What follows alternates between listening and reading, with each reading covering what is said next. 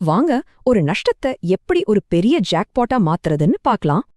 இதுல முக்கியமா நம்ம புரிஞ்சுக்க வேண்டியது ஸ்டாப் லாஸ்ங்கிறது நஷ்டம் இல்ல, அது ஒரு சிக்னல். நிறைய ட்ரேடர்ஸ் மார்க்கெட் திடீர்னு யூ டர்ன் அடிக்கும்போது என்ன பண்றதுன்னு தெரியாம மாட்டிப்பாங்க. ஆனா ஸ்மார்ட்டான ட்ரேடர்ஸ் அதே ஒரு சூப்பரான வாய்ப்பா பாக்குறாங்க. ஸ்ட்ராட்டஜி ரொம்ப சிம்பிள்.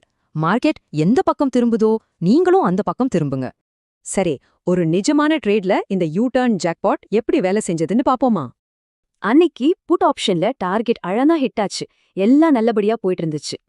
ஆனா திடீர்னு மார்க்கெட் யூ டர்ன் அடிச்சு நம்ம ஸ்டாப் லாஸ் ஹிட் ஆயிடுச்சே. இங்கதான் அந்த ட்விஸ்டே. நஷ்டத்தை ஏத்துக்காம உடனே ஒரு ரிவர்ஸ் ட்ரேட் எடுத்தாங்க.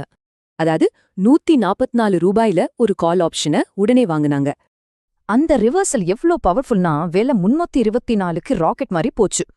முடிவுல பார்த்தா போட்ட பணத்தை விட 2 மடங்குக்கு மேல லாபம். சரி, இந்த லாஜிக்க வச்சு அடுத்த ட்ரேட எப்படி பிளான் பண்றது? திங்கக்கிழமைக்கான பிளான் இதுதான். 25,600க்கு மேல பை, 25,560க்கு கீழே செல். அந்த நடுவுல இருக்கிற 40 பாயிண்ட்ல ரொம்ப சிம்பிள். ட்ரேட் பண்ணாம வெயிட் பண்ணி பார்க்கணும்.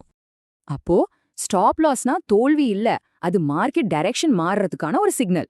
அப்போ யோசிச்சு பாருங்க, உங்க ஸ்டாப் லாஸ் ஒரு எக்ஸிட்டா இல்ல உங்க அடுத்த என்ட்ரியா?